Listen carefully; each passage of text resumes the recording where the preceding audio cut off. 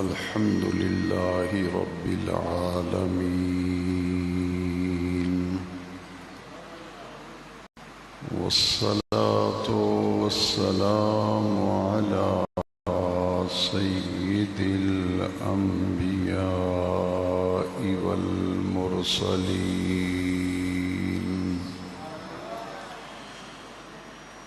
وعلى آله وأصحابه أجمعين. أما بعد، فأعوذ بالله من الشيطان الرجيم. بسم الله الرحمن الرحيم. إن الذين يؤذون الله ورسوله لعنهم الله في الدنيا والآخرة وأعد لهم عذابا مهينا. صدق الله مولانا العظيم. محبت و عقیدت سے ہدیہ درود شریف عرض کریں. الصلاۃ والسلام علیک یا سیدی یا رسول اللہ وعلی آلک و اصحابک یا سیدی یا خاتم النبیین.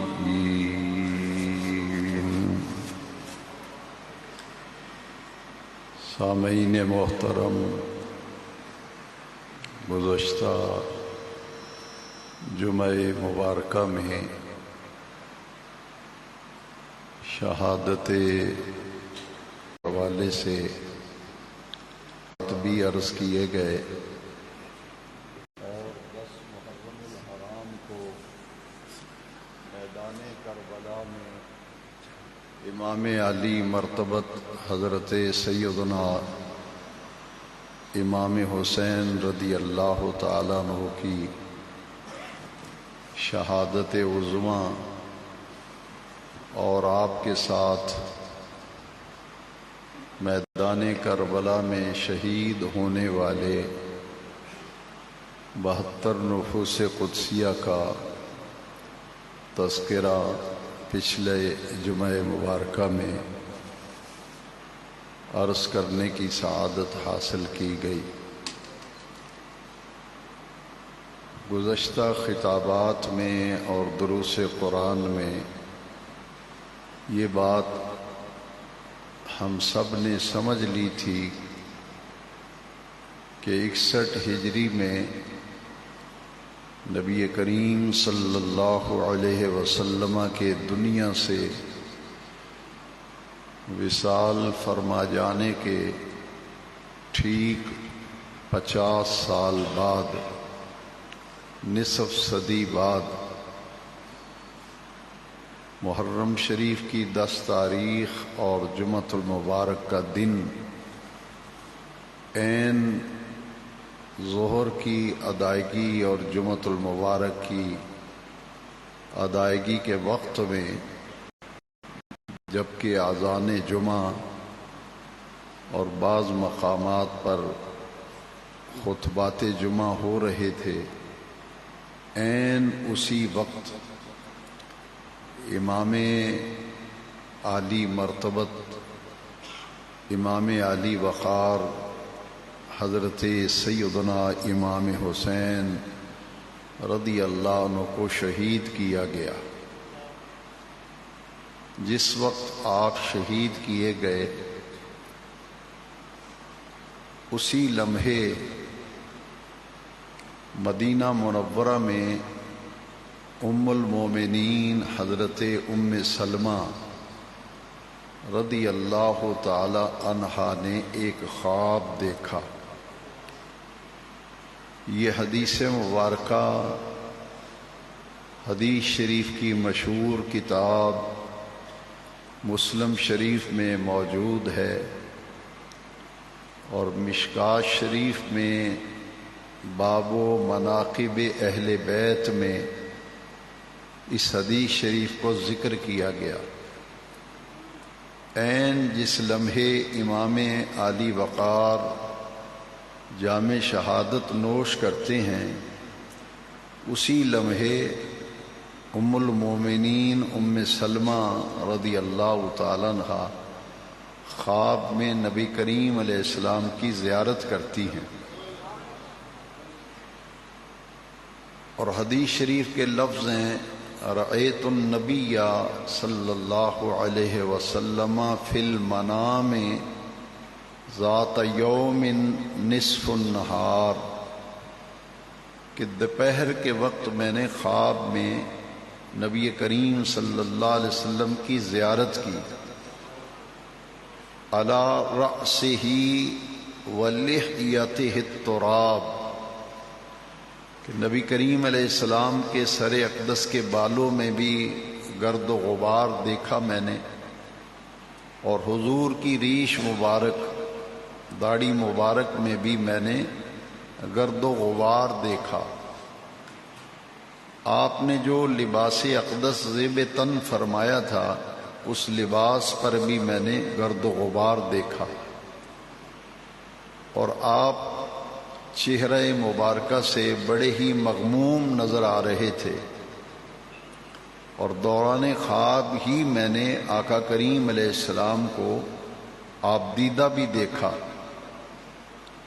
کہ آپ کی چشمان مبارک میں آنسو تھے، اور آپ کے دست اقدس میں ایک شیشی تھی جس کے اندر خون میں نے دیکھا خواب میں۔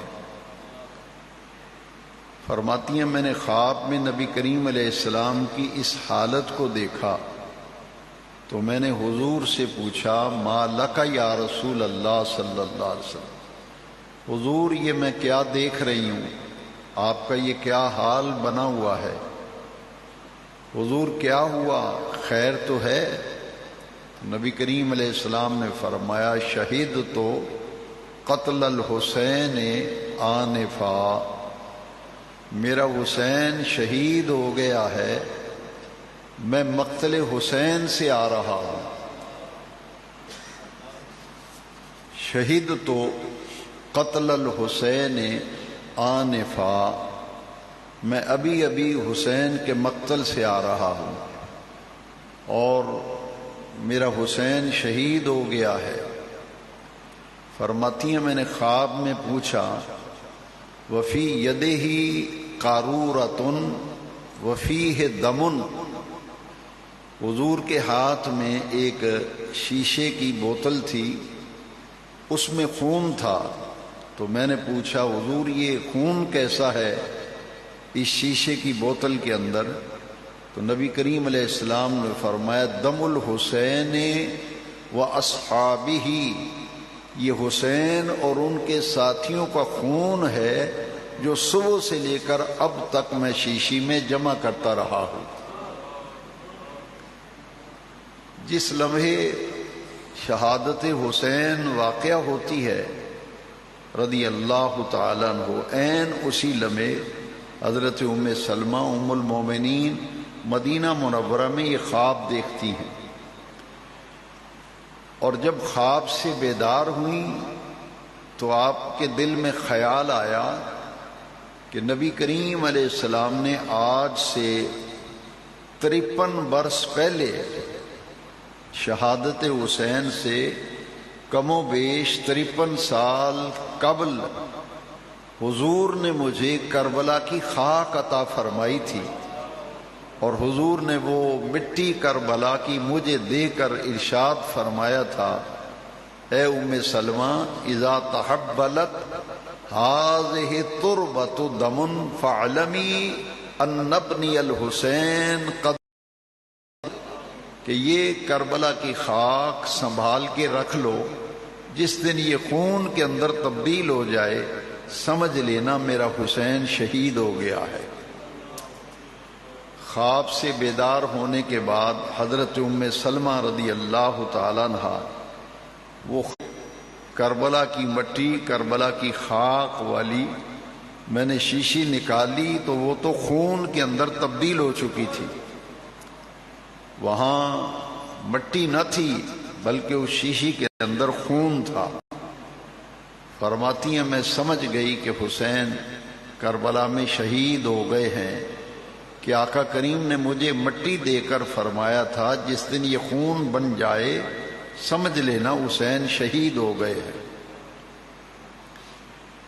یہ حدیث شریف مسلم شریف میں بھی ہے اور مشکات شریف کے حوالے سے باب و مناقب اہل بیت کے حوالے سے میں نے یہ حدیث شریف آپ کی خدمت میں پیش کی ہے۔ عین اسی طرح ہی کا ایک خواب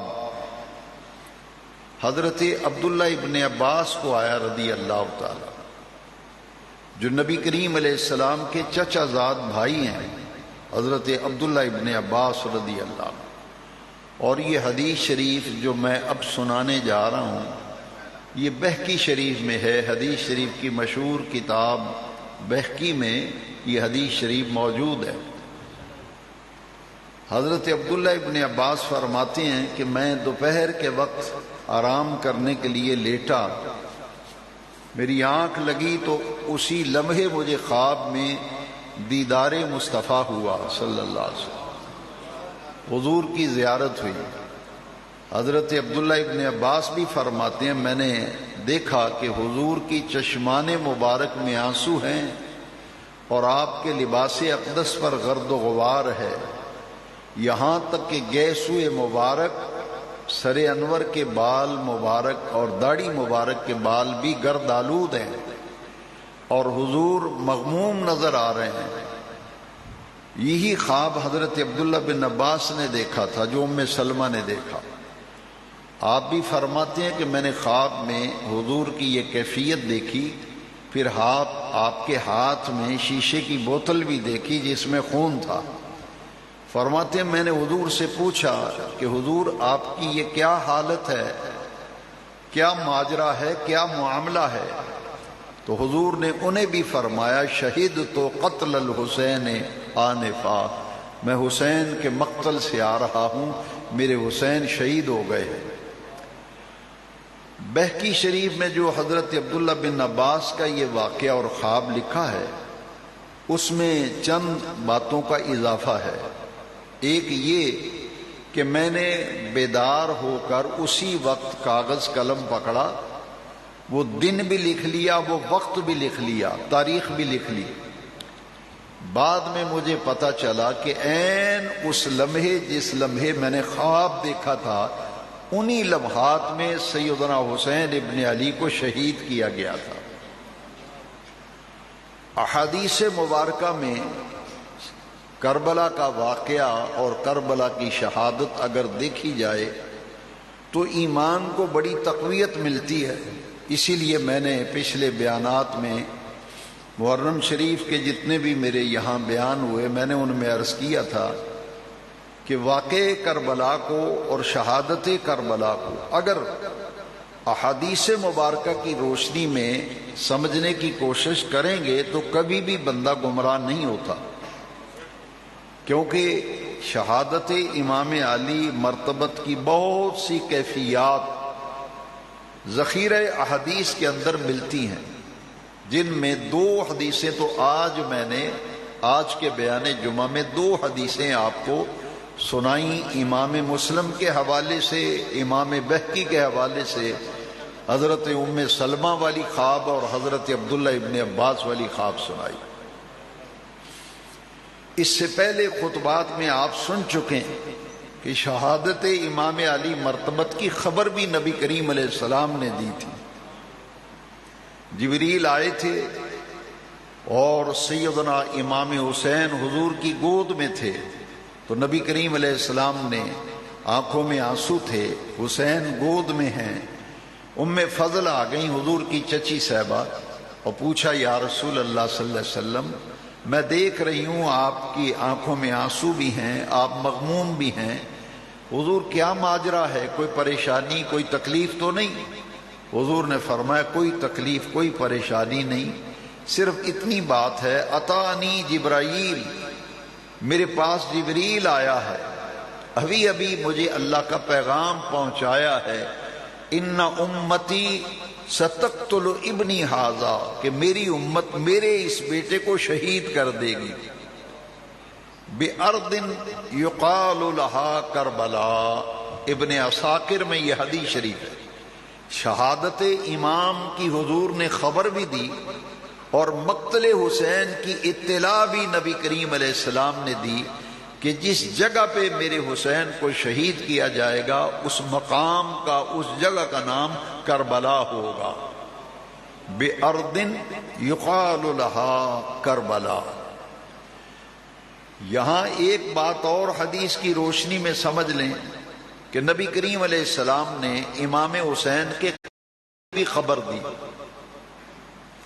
اسی لیے میں یہ دعوے سے بات کہتا ہوں، اور قرآن و حدیث کے گہرے مطالعے کے بعد میں یہ بات آپ سے بار بار اس لیے کہتا ہوں کہ آپ احادیث کی روشنی میں شہادت کربلا کو جب دیکھیں گے، فرما رہے ہیں یہاں تک کہ حضور نبی کریم علیہ السلام نے قاتل حسین کی خبر بھی، اطلاع اور نشاندہی حضور نے فرمائی تھی۔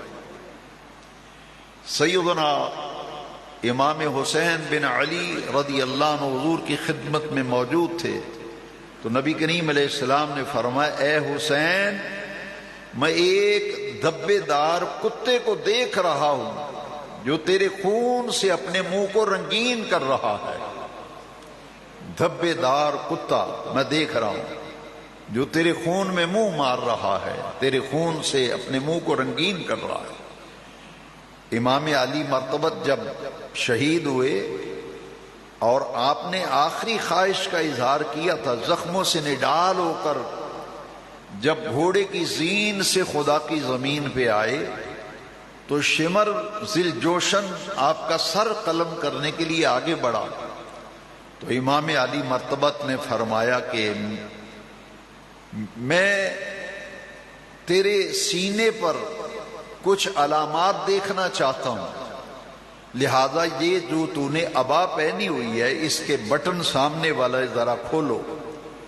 اس نے عبا کے بٹن کھولے تو امام علی وقار، امام عرش مقام، شہزادہ گلگو قبا، راقب دوش مصطفیٰ، حضرت امام علی مقام نے شمر کی چھاتی پر برس کے نشان دیکھے، پھل بیری کے نشان اس کی چھاتی پہ تھے۔ امام علی مقام نے آسمان کی طرف نگاہ اٹھا کے کہا، باری تعالیٰ تیرا شکر ہے، میں نے اپنی آنکھوں سے اپنے نانا جان کی پیش گوئی کو سچا ثابت ہوتے دیکھ لیا ہے۔ میرے نانا پاک نے مسجد نبوی میں بیٹھ کے مجھے میرے قاتل کی بھی نشاندہی کی تھی کہ حسین، میں ایک دبے دار کتے کو دیکھ رہا ہوں جو تیرے خون سے اپنے منہ کو رنگین کر رہا ہے۔ آپ نے فرمایا، یقیناً وہ دبے دار کتا تو ہی ہے جو میرے خون سے اپنے منہ کو رنگین کرے گا۔ فرمایا، میری گردن تو تم نے کاٹنی ہی ہے، لیکن میری خواہش اور تمنا یہ ہے کہ میں نے آج تک پوری زندگی کوئی نماز نہیں چھوڑی، نہ میں نے کسی نماز کو قضا ہونے دیا ہے، یہ میری زندگی کی آخری نماز ہے، تو میری خواہش بھی یہ ہے، تمنا اور آرزو بھی یہ ہے، تو اپنا کام کرنا لیکن میری تمنا پوری ہونے دے، میں آخری وقت میں، عین شہادت کے وقت میں اپنے رب کے حضور سجدہ کرنا چاہتا ہوں، نماز کی ادائیگی کرنا چاہتا ہوں۔ جمعہ مجھ پہ فرض نہیں، وقت جمعے کا ہے، دن جمعے کا ہے، میں مسافر ہوں، مسافر پہ جمعہ فرض نہیں، تو میں دوگانہ پڑھوں گا، مسافر والی نماز 2 رکعتیں پڑھوں گا، اور میری خواہش یہ ہے کہ مجھے اپنے رب کے حضور سجدہ کر لینے دے۔ امام علی مرتبت نے 2 گانا پڑھا اور دوسری رکعت کے دوسرے سجدے میں تھے امام علی مقام کہ شمر ذی الجوشن بدبخت نے خنجر کا وار کیا اور امام علی مقام کا سر اقدس جسم اطہر سے جدا کر دیا۔ امام علی مقام کی قاتل کی بھی حضور نے نشاندہی فرمائی. اور نبی کریم علیہ السلام نے جس سن میں امام علی مقام نے شہید ہونا، حضور اس کی بھی نشاندہی فرما رہے ہیں. یہ حضرت ابو ہریرہ رضی اللہ تعالیٰ عنہ کی یہ روایت ہے. آپ فرماتے ہیں کہ میں مسجد نبوی میں بیٹھا ہوا تھا اور نبی کریم علیہ السلام دعا فرما رہے تھے، اللہم انی اعوذ بکا من رأس ستین و امارت الصبیان. اے باری تعالیٰ میں سن 60 ہجری کے خاتمے اور نوعمر لوگوں کے اقتدار میں آنے سے تیری پناہ مانگتا ہوں. اب سن 60 ہجری میں یزید اقتدار میں آیا تھا، تو اس سن سے حضور نے اللہ کی پناہ مانگی ہے. حضور نے اشاروں میں بتا دیا تھا کہ سن 60 ہجری آئے گا اور فتنوں کا زمانہ آ جائے گا، نوعمر لوگ اقتدار میں آ جائیں گے. یہ یزید کی طرف اشارہ تھا. لہذا حضرت ابو ہریرہ سن 59 میں حضرت ابو ہریرہ کا انتقال ہو گیا، کیونکہ انہوں نے دعا مانگی تھی کہ جس سن سے حضور نے پناہ مانگی ہے، لگتا ہے اس سن میں کوئی بہت بڑا خونی حادثہ ہوگا، تو میں اپنی آنکھوں سے وہ دیکھنا نہیں چاہتا. باری تعالیٰ اس حادثے سے پہلے مجھے اٹھا لے. لہذا واقع کربلا سے 1 سال قبل حضرت ابو ہریرہ رضی اللہ تعالیٰ عنہ کا انتقال ہو گیا تھا. تو حضور سن کی بھی خبر دے رہے ہیں، قاتل کی بھی خبر دے رہے ہیں. اور پھر حضور نے جو دعا فرمائی تھی، شہادت حسین کی خبر دیتے ہوئے حضور نے دعا فرمائی تھی، اللہم اعط الحسین صبرا و اجرا. اے باری تعالیٰ میرے حسین کو شہادت کے وقت صبر بھی دینا اور میرے حسین کو شہادت کے وقت اجر بھی عطا کرنا.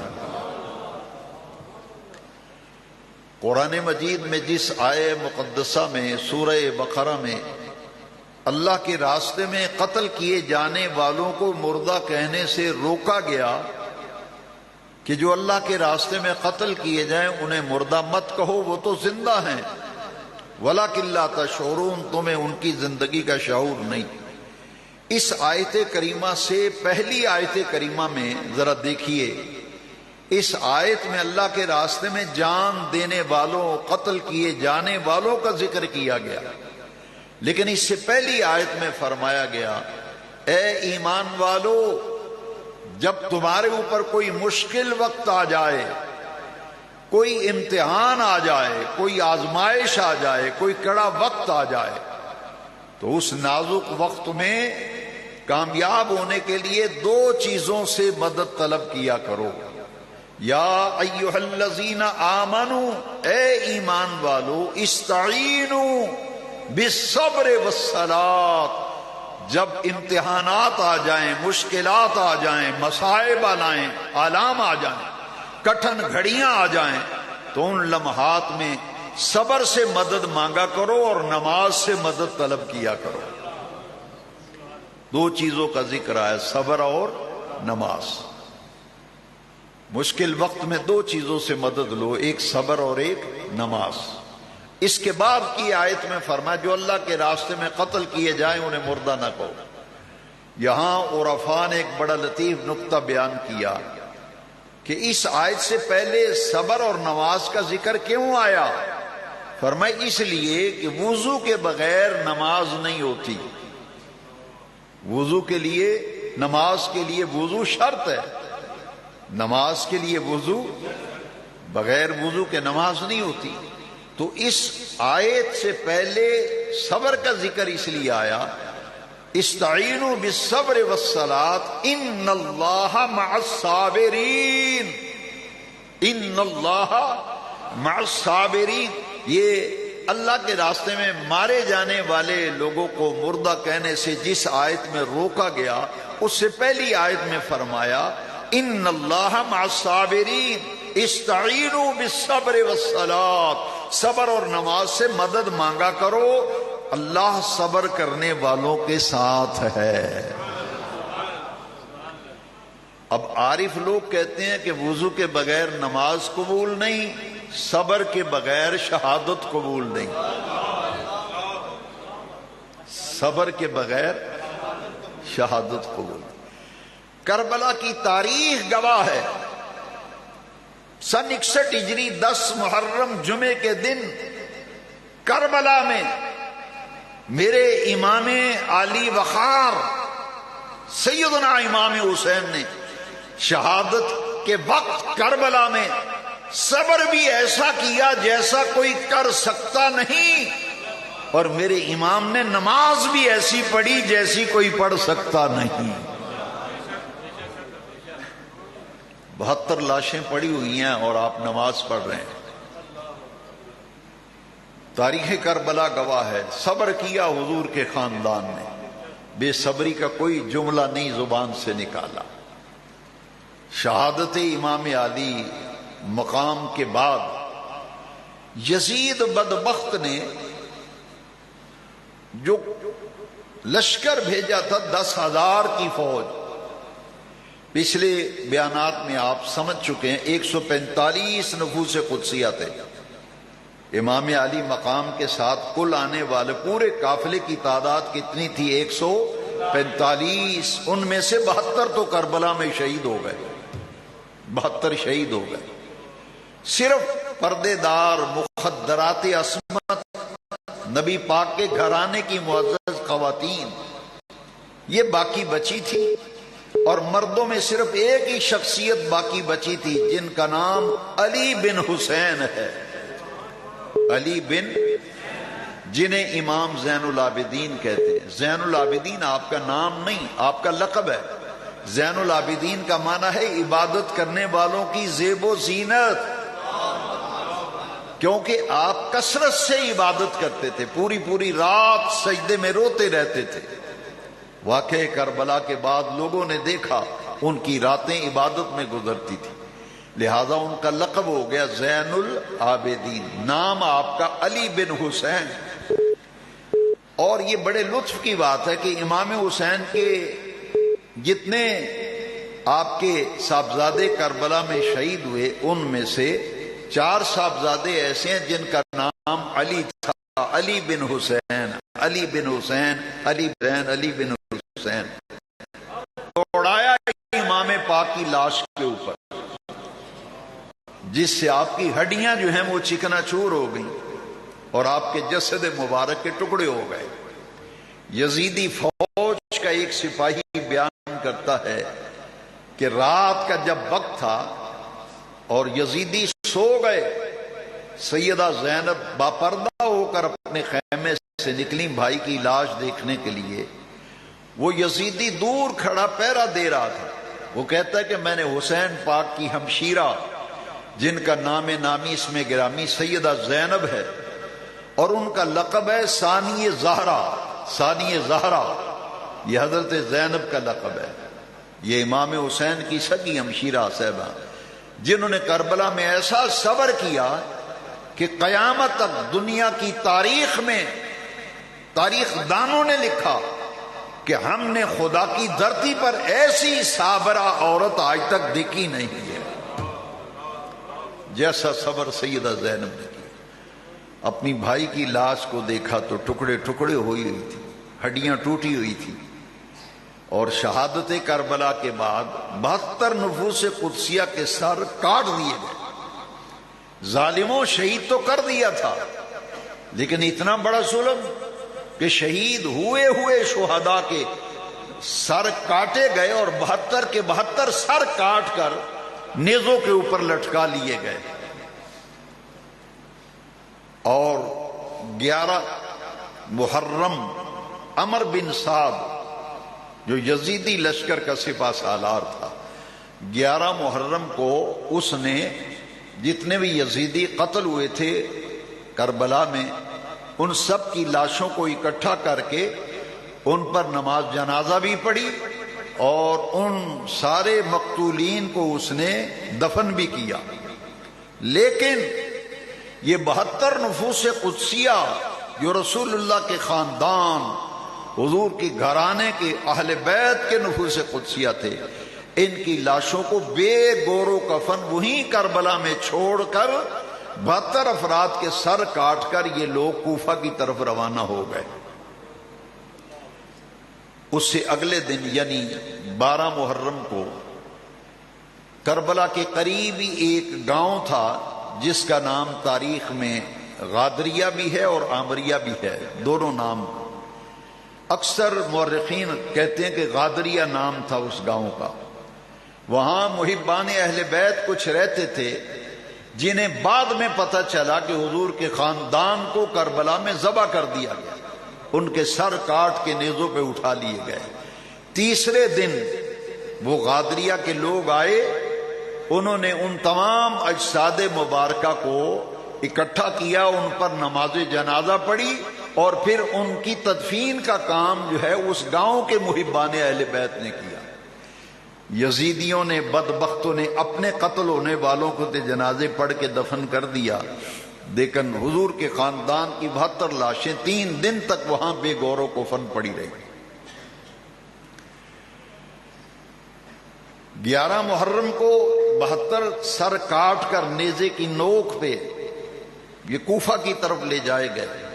پچھلے بیانات میں آپ سن چکے ہیں کہ کوفہ کے بالکل قریب ہی میدان کربلا ہے، زیادہ فاصلہ نہیں، نہر فرات ہے، اس کے کنارے پر میدان ہے جس کے 2 نام تاریخ میں ملتے ہیں، ایک نام کربلا ہے، ایک نام نینوا ہے۔ کوفے کا گورنر تھا ابن زیاد، اسے ابن مرجانہ بھی کہتے ہیں۔ یہ بڑا ظالم اور خونخوار قسم کا آدمی تھا۔ حضرت نعمان بن بشیر حضور کے صحابی تھے، وہ کوفے کے گورنر تھے۔ یزید نے انہیں معزول کر دیا تھا کہ تم نے مسلم بن عقیل آئے ہیں، تم نے کوئی منع نہیں کیا، روکا نہیں، گرفتار نہیں کیا، انہیں معزول کر دیا تھا۔ تو ان کی جگہ بصرے کا گورنر تھا ابن مرجانہ عبید اللہ بن زیاد، اس کو کوفے کا گورنر بنایا اور قتل حسین پہ مامور کیا تھا یزید نے کہ حسین کو اپنی نگرانی میں قتل کراؤ۔ ابن سعد کو 10,000 کا کمانڈر بنایا گیا فوج کا، اور ان کے ذمے یہ کام تھا یا تو حسین سے بیعت لو، بیعت نہیں کرتے تو انہیں قتل کر دو۔ امام علی مقام نے 3 آپشن رکھے تھے عمر بن سعد کے سامنے۔ 2 محرم سے 7 محرم تک مذاکرات ناکام ہوئے تھے، 3 باتیں تھیں۔ فرمایا کہ مجھے یزید کے پاس لے چلو، میں اس سے بات کرتا ہوں کہ میں تیری بیعت کیوں نہیں کر رہا، تو اپنے معاملات کو ٹھیک کر۔ یہ بے دینی، حدود اللہ کو پامال کرنا، بدی اور برائی کو رواج دینا، زنا کے اڈے قائم کرنا، شراب کے اڈے قائم کرنا، یہ ساری چیزوں کو ختم کر، میں اس سے براہ راست بات کرتا ہوں۔ اگر یہ بھی منظور نہیں تو مجھے واپس جانے دو، میں جہاں سے آیا ہوں وہاں چلا جاتا ہوں۔ اگر واپس نہیں جانے دینا تو پھر مجھے آگے جانے دو، میں یہ سرحد عبور کر کے کسی جگہ جا کے زندگی کے دن گزار لوں گا۔ لیکن انہوں نے کہا کہ ہمیں تینوں باتیں منظور نہیں ہیں، ایک ہی بات ہے، یا یزید کی بیعت یا پھر قتل ہونے کے لیے تیار ہو جاؤ۔ امام علی مقام نہ جھکے نہ سرنڈر کیا، بس اس کے نتیجے میں پھر امام پاک کی شہادت واقع ہو گئی۔ اب ابن زیاد کے کوفہ میں یہ کٹے ہوئے سر نیزوں پہ اٹھا کے لے جائے گئے۔ خولی بدبخت، اس نے امام حسین کا سر جس نیزے پہ لٹکا تھا اس نیزے کو خولی نے پکڑا تھا، اور بدبختوں نے نیزوں پہ سر اٹھائے ہوئے کوفہ چلے گئے۔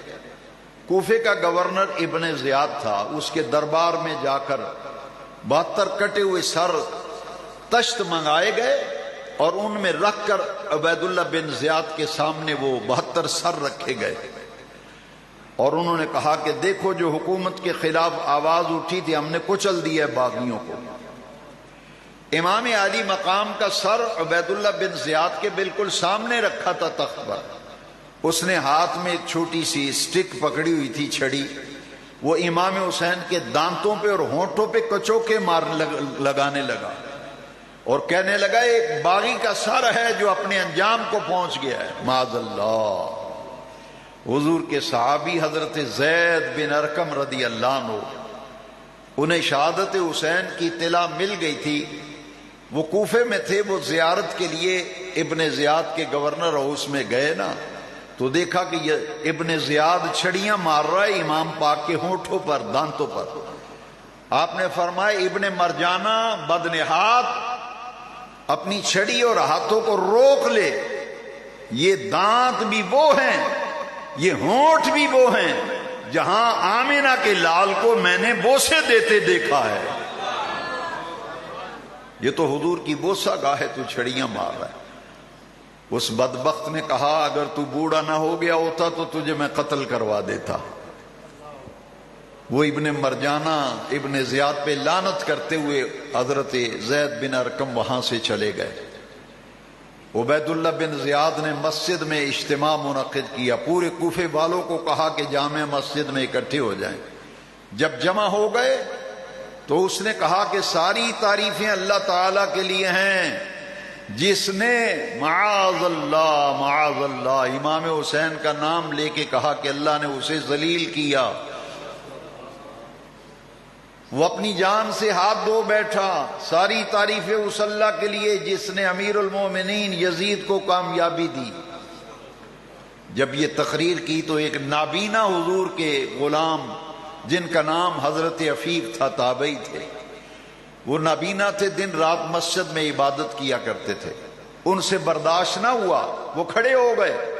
انہوں نے کہا ابن مرجانہ تیرا ستیہ ناس ہو، بیڑا غرق ہو، بدبخت، تو حسین پاک کے خلاف بکواس کر رہا ہے، تیری زبان کھینچ کر کتوں کے آگے ڈال دیں گے، تو اپنی زبان کو بند کر، یزید ذلیل و رسوا ہوا ہے، حسین تو کامیاب اور سرخرو ہو گیا ہے۔ اس بدبخت نے حضرت عفیف کو قتل کرنا چاہا، لیکن ان کی برادری کے لوگ مسجد میں تھے، انہیں گھیرے میں لے لیا اور گھر چھوڑ آئے۔ جب گھر چھوڑ کے آئے، برادری اپنے اپنے گھروں کو چلی گئی، اس نے سپاہی بھیجے اور حضرت عفیف کو گھر سے گرفتار کر کے گورنر ہاؤس بلا کر ان کو قتل کر دیا۔ واقعہ کربلا کے بعد اہل بیت کی محبت میں حضرت عفیف کو یزیدیوں نے قتل کیا۔ اب کوفے کے گلیوں بازاروں میں کٹے ہوئے سر نیزوں پہ لٹکا کر پھرایا گیا، اور یہ ساتھ ساتھ نکارہ بجتا تھا کہ جو کوئی یزید کے خلاف آواز اٹھائے گا اس کا وہی اشر ہوگا جو حسین ابن علی اور ان کے ساتھیوں کا ہوا ہے۔ کوفے کے بازار میں امام علی مقام کا سر اقدس خولی نے نیزہ پکڑا ہوا تھا، آگے آگے ایک بندہ اللہ کا قرآن پڑھ رہا تھا۔ وہ قرآن مجید سورہ کہف کی اس آیت پہ پہنچا، قرآن پڑھنے والا ہے، ان اصحاب الکہف والرقیم کانوا من آیاتنا عجبا، کہ اصحاب کہف اور رقیم کا قصہ اللہ کی نشانیوں میں سے عجیب تر نشانیاں ہیں۔ اس آیت پہ جب قرآن پڑھنے والا پہنچا، امام پاک نیزے کی نوک پہ ہم کلام ہوئے اس قرآن پڑھنے والے سے۔ آپ نے فرمایا او قرآن پڑھنے والے، یہ بالکل درست ہے، بجا ہے، ٹھیک ہے کہ اصحاب کہف رقیم کے قصے اللہ کی نشانیوں میں سے عجیب تر نشانیاں ہیں، مگر سن قرآن پڑھنے والے، بل اعجبو قتلی و حملی، میرا یوں قتل کیا جانا اور میرا سر کاٹ کر نیزے کی نوک پر یوں کوفے کے گلیوں اور بازاروں میں لیے پھرنا، یہ اصحاب کہف اور رقیم کے قصوں سے بھی زیادہ عجیب تر ہے۔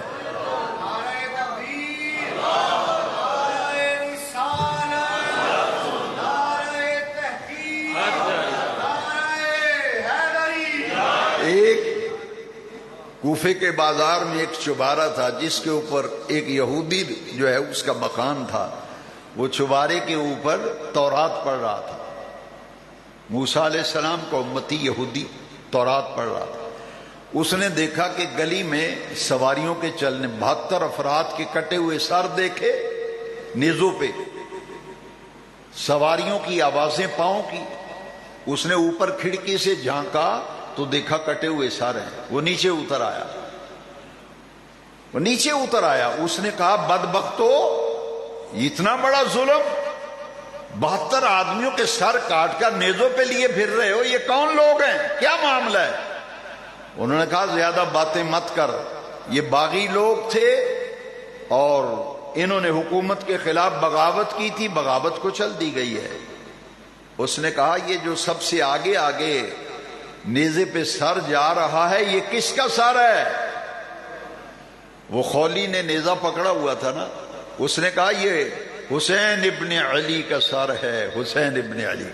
اس نے کہا یہ وہی حسین تو نہیں جو مسلمانوں کے نبی کا نواسا ہے؟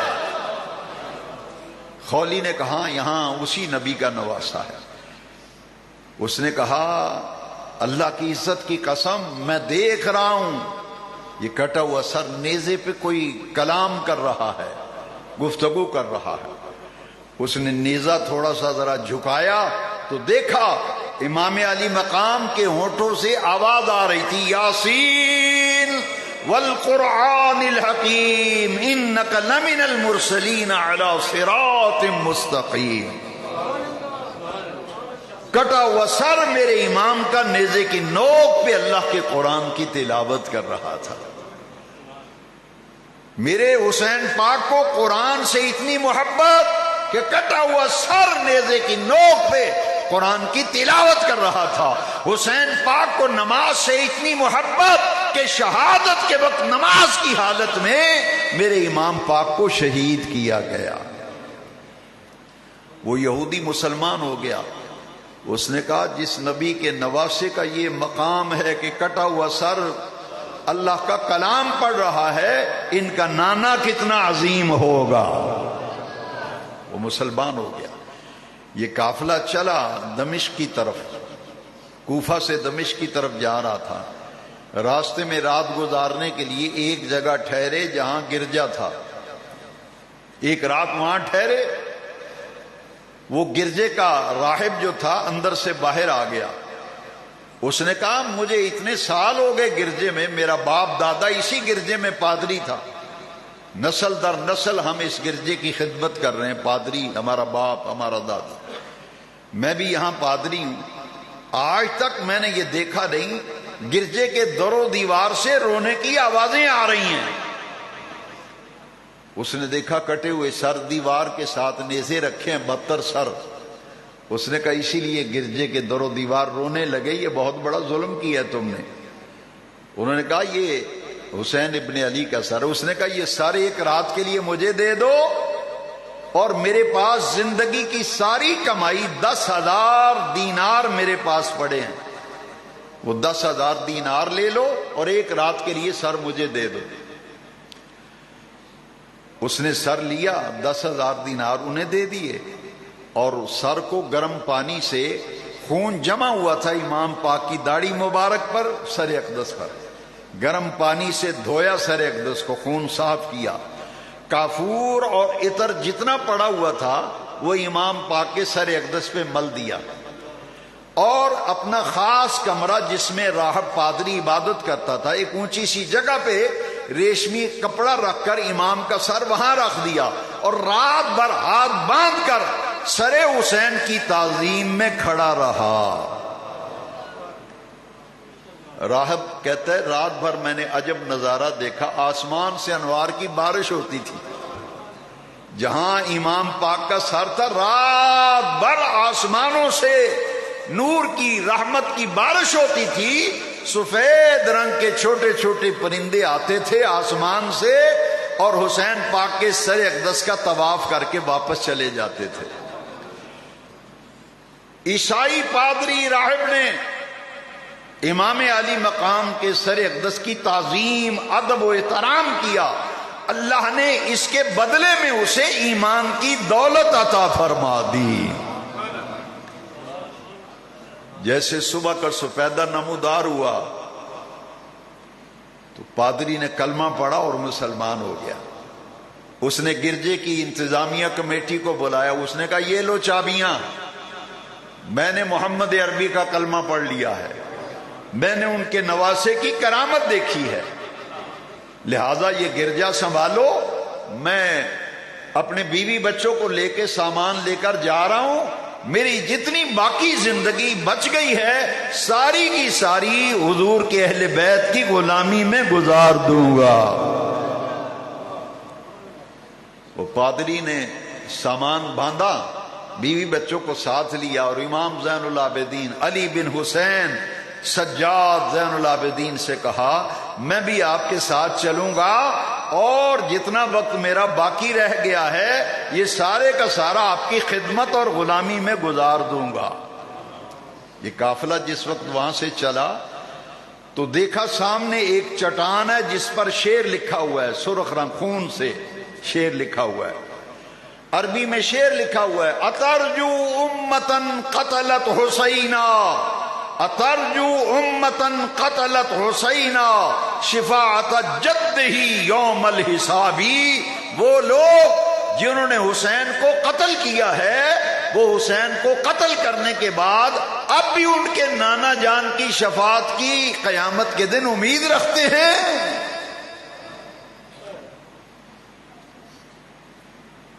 یزیدیوں نے پوچھا پادری سے یہ شعر کب کا لکھا ہوا ہے؟ اس نے کہا میرا باپ پادری تھا، وہ بتاتا تھا کہ نبی آخر الزمان کے اعلان نبوت 500 سال پہلے ہمارے باپ دادا اس شعر کو لکھا دیکھتے آئے ہیں۔ یہ قافلہ چلا اور دمشق کی طرف پہنچا، اور دمشق میں یہ قافلہ جو ہے وہ اس وقت پہنچا جبکہ گورنر ہاؤس کا مین گیٹ بند ہو چکا تھا۔ یہ قافلہ ساری رات دمشق کے مین چوک کے اندر رات گزارتا ہے، پھر اگلے دن یزید کے دربار میں اس قافلے کو پیش کیا گیا۔ باقی مضمون انشاءاللہ آئندہ جمعہ